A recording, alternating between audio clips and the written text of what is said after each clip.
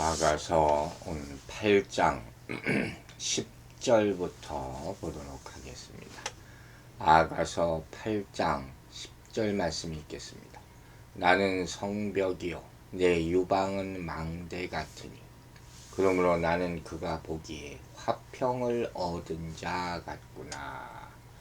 우리말 성경은 이렇게 나와 있습니다.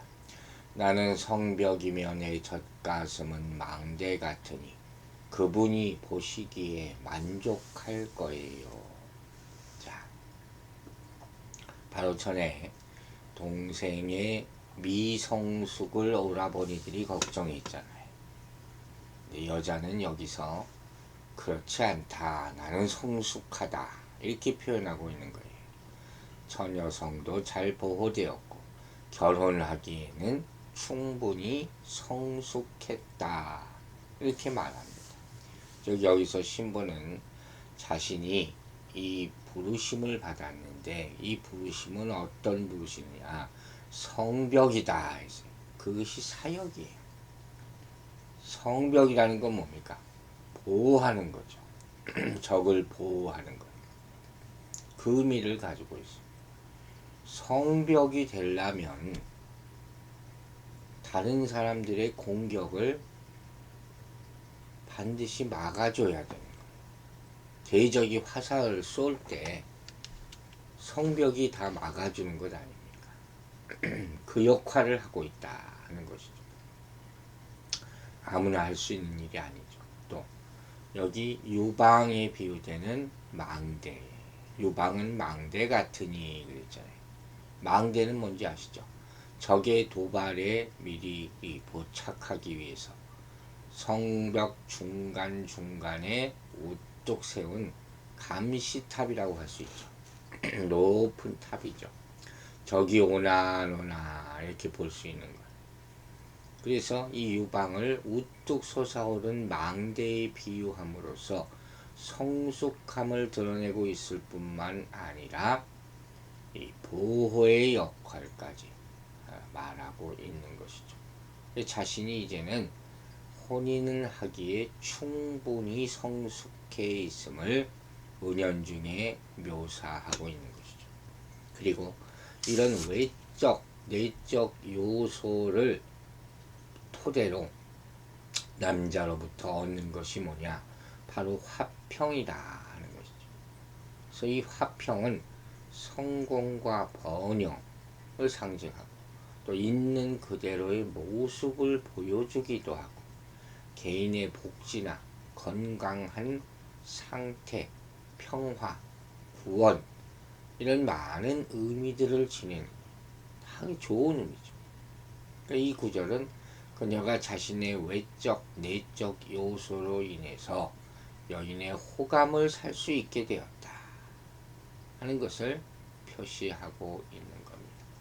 또 여기서 화평을 얻었다는 말은 어떤 또 의미가 있느냐, 성적인 유혹에 대해서 저항함으로써 진정한 평화를 누린다 하는 의미도 가지고 있습니다. 아가서는 처음부터 부부의 사랑과 성적인 연합을 표면적으로는 보여주고 있지 않습니까? 그거 가득 차 있어요. 근데 또한 결혼 전에 순결을 지킴으로써 화평을 누릴 수 있다 하는 가르침으로 끝나게 된다고 볼 수 있다는 거예요. 그런 스토리로 본다. 그렇죠? 우리 거룩함을 지키는 것이라고 또 얘기할 수도 있겠죠. 이렇게 주위 사람들은 술람미 여인이 결혼하기에는 아직 어리지 않느냐 하고 우려를 하지만 솔로몬이 보기에는 부족함이 없다. 완전히 편안한 상태, 즉 샬롬 가운데 있는 것처럼 보였다는 거죠. 우리가 바로 주님 안에 있을 때 세상이 줄 수 없는 평안 가운데 머물 수 있다는 사실을 다 체험하기를 바랍니다. 또한 상징적으로 봤을 때 여기서 신부는 교회를 상징한다고 계속 얘기했습니다. 그리고 신부는 자신을 성벽이다 이렇게 표현했잖아요. 앞서도 얘기했지만 성벽은 적들의 침공으로부터 방어하는 벽이 아닙니까? 옛날 도시들은 성이 있는 도시도 있지만 없는 도시도 있었어요. 성벽 자체가 없는. 이게 성벽으로 교회가 묘사됐다 하는 것은 견고한 교회를 상징합니다. 참된 믿음과 굳센 소망을 가진 교회를 말한다는 거예요. 또 신부는 그의 유방이 망대 같다. 앞에 표현을 했죠. 그러니까 교회로 따지면 이건 뭐겠어요? 말씀을 전하는 사람들, 어린 신자들을 교훈하고 양육하는 자들. 항상 풍성함이 있어야지 풍성하게 전할 수 있다. 그걸 기억하면 돼요. 그래서 유방이 망대 같다. 망대는 또 적의 동태를 살피는 그런 장소잖아요. 그 분별하여 대처하는 용도로 쓰이는 곳이 바로 망대 아닙니까? 굉장히 중요하죠. 그래서 말씀 사역자들은 항상 믿음과 영적인 분별력을 가지고 하나님의 양들을 교훈하고 인도해야 한다 하는 것이죠. 그런 능력이 오늘날 더 필요하다 하는 것이죠. 그래서 많은 양들을 양육해야 할 것이다. 그리고 나는 그의 보기에 화평을 얻은 자 같구나 했잖아요. 화평은 평안이라고 했어요. 하나님께서는 주를 신실하고 믿고 따르는 자들에게 평안을 주십니다. 풍성히 주십니다. 예수님께서 말씀하셨어요. 제자들에게 평안을 너희에게 끼치노니 곧 나의 평안을 너희에게 주노라. 아멘이죠. 내가 너희에게 주는 것은 세상이 주는 것 같지 아니하노. 너희는 마음의 근심도 말고 두려워하지도 말라. 여러분 평안하십니까? 우리는 성벽 같은 믿음과 소망을 가져야 돼요. 또 원수 마귀의 계획이야 악한 일을 망대에서 분별할 수 있어야죠. 그리고 그 결과 하나님께서 주시는 평안을 다 누리시게 되기를 주의 이름으로 축원합니다. 이렇게 아가서 8장 10절에서 이제 막바지 왔잖아요. 우리는 신부의 확신, 즉 하나님이 어떻게 그녀를 바라보시는지에 대한 그런 말씀의 계시를 볼 수가 있는 거예요. 그녀는 성벽으로, 망대로, 그리고 화평을 이룬 자로서 세 가지 확신을 하고 있어요. 이게 정체성이에요. 이런 정체성이 있는 사람이 하나님 앞에서 자신의 길을 가는데 믿음을 가지고 담대하게 갈 수가 있는 것이에요. 항상 다 왔다가 그 이상 극복하지 못하는 사람은 이 가운데 원인이 있다는 것을 발견하고 이번 기회에 이겨내게 되기를 바랍니다. 11절 보겠습니다. 솔로몬이 바알 하몬에 포도원이 있어 지키는 자들에 맡겨두고 그들로 각기 그 열매로 말미암아 은천을 바치게 하였구나. 갑자기 또 솔로몬 얘기가 나와요. 우리말 성경은 이렇게 나와 있네요. 솔로몬께서는 바알 하몬의 포도원을 가지셨는데 가꾸는 자들에게 그 포도원을 맡겨주시고 그의 열매값으로 은천 3개를 가져오도록 하셨습니다. 자, 아가서의 거의 마지막 부분에 도달해서 포도원이 또 나옵니다. 그리고 맡겨뒀다는 말이 나오고 그리고 그 소득을 바치라 이런 얘기가 나옵니다. 그럼 여러분 오늘 성경 구절이 떠올려줘야 돼요. 한번 생각해 보세요. 오늘 보면은 솔로몬이 포도원을 소장농에게 주어서 수익을 얻고 있다는 논리잖아요. 바알 하몬에게 큰 포도원을 소유하고 있다. 그것을 지키는 자들에게 맡기고 그들로 실과를 인해 은천을 바치라 이렇게 명했다. 자, 이사야서 7장 23절을 보면 포도나무 한 주에 은 한 개씩이라고 나와 있거든요. 그러면 그 포도원은 포도나무가 지금 1000주나 되는 포도원이에요. 천은 충만함의 상징이죠. 즉, 각 사람에게 맡긴 만큼에 대해서 하나님께서 요구하시는 것이 충만한 정도를 의미하는 완성의 숫자가 1000이에요. 그걸 요구하시는 거예요. 이 포도원이 굉장히 컸겠죠. 일하는 농부도 많았겠죠. 그것을 여러분이 생각해야 돼요. 그러면 솔로몬이 예수 그리스도를 상징한다고 본다면 교회가 큰 포도원이라 하는 것이죠. 그리고 하나님께 풍성한 열매를 바쳐야 한다는 의미로 해석될 수 있는 것입니다.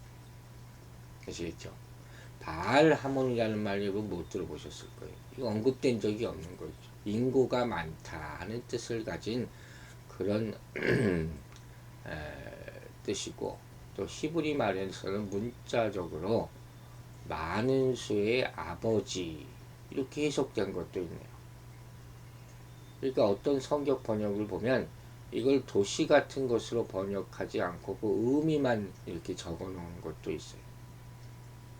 참 히브리 말의 의미가 참 다양하거든요. 의미심장하고 잘 해석해야 된다 하는 거죠. 즉 현대적으로 해석한다면 왕이신 예수님께서는 많은 수의 나라들에 뻗어나가는 바알 하몬의 포도원을 가지고 계십니다. 이렇게 해석할 수도 있죠. 이제 아시겠죠? 마태복음 21장에 나오는 말씀이 떠올려지는 거예요. 예수님께서 오늘 이 아가서 8장 11절 본문을 생각하셨다 하는 것이죠. 즉, 땅 주인이 포도원을 만들고 망대를 세우고 그것을 지키는 자들에게 맡기고 먼 나라로 간 것입니다. 포도원의 비유죠. 각 신자는 포도무원에서 책무를 맡은 바 되지 않았습니다. 이 책무에 충실하기 위해서 섬겨야 돼요. 곧 결산할 날이 오게 될 것이다. 이게 핵심이라는 거예요. 여러분, 그분의 눈앞에서 사는 삶의 결과는 하나님 앞에서 우리의 책임과 상급을 이해할 수 있게 되는 삶이에요.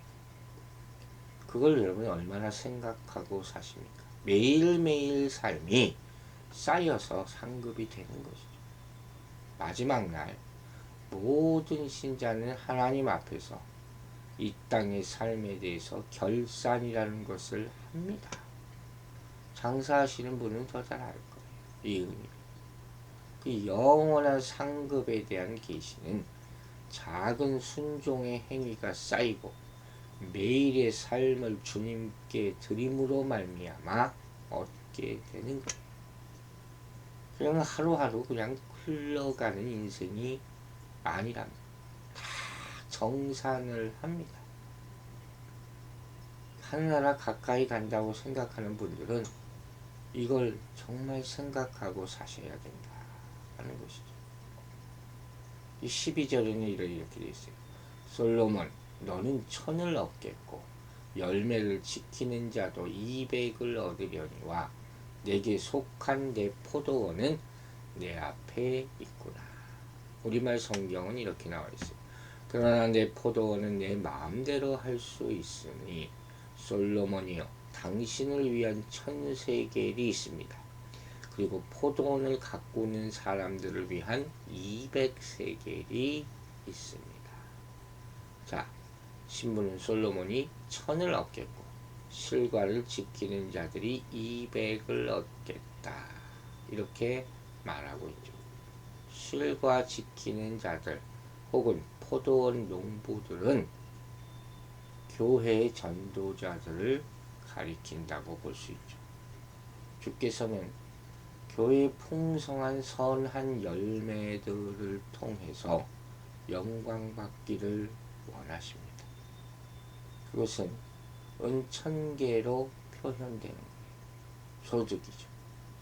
그리고 포도원 농부들에게도 은 200이 돌아간다고 나타나죠. 교회의 일꾼된 종들에게 주어질 상이라고 볼 수가 있는 거죠. 고린도전서 3장 8절에서 심는 이와 물 주는 이가 일반이나 각각 자기의 일하는 대로 자기의 상을 받으리라 하지 않습니까? 여러분도 각각 받을 상급을 기대하며 열심으로 섬겨야 할 것입니다. 내게 속한 내 포도는 내 앞에 있구나 하는 표현이 나와 있습니다. 이거는 아마 신랑의 말이라고들 해석을 합니다. 교회는 주 예수께서 친히 피 흘려 사신 그분의 특별한 소유예요. 영원한 그의 소유죠. 또 세상 끝날 때까지 주의 보호하심과 돌보심을 입을 것이에요. 그게 내 앞에 있구나 하는 거죠. 주 예수께서는 오른손으로 7뼈를 붙잡으시고 7 금초대 교회죠. 사이로 다니신다고 계시록 2장 1절에 나와 있잖아요. 이렇게 교회는 예수 그리스도께서 친히 소유하시고 보호하시고 관리하시는 포도원이 되는 것이에요. 그러므로 우리는 그를 위해서 또 그의 교회를 위해서 충성을 다해야 할 것입니다. 우리에게 맡기신 사명 잊지 마십시다. 그리고 상급을 또 잊지 마십시다. 그것이 우리가 하루하루 충성되게 사는 이유가 되는 것이에요. 기도하겠습니다. 아버지 하나님 감사합니다. 아가서의 마지막이 어떻게 끝날까? 그 사랑의 의미를 아는 자는 오늘도 충성되이 주님을 위한 사역을, 맡겨진 사역을 감당하게 될 줄로 믿습니다. 무의미하게 하루하루 억지로 하는 것이 아니라 상급에 대한 소망을 가지고 그 기쁨을 가지고 주님께 받은 것을, 그 풍성히 받은 것을 깨닫고 다 나눠주게 되는 그런 놀라운 일로 주님과 교통하게, 세상과 교통하게 될 줄로 믿습니다. 오늘 하루도 그와 같은 보람과 기쁨 가운데 살게 하여 주시고 우리 안에 정말 주님께로부터 받은 것이 얼마나 많은지를 깨닫고 나누지 못하는 비겁함과 부족함과 연약함을 이제는 다 십자가에 못 박고 자유함 가운데 더 큰 복락을 누리는 하루가 되게 하여 주시옵소서. 모든 두려움을 다 예수 그리스도에 맡기고 참 자유함을 얻는 우리 성도들 되기를 원하고 바라고 기도하며 예수 그리스도의 이름으로 기도했습니다. 아멘.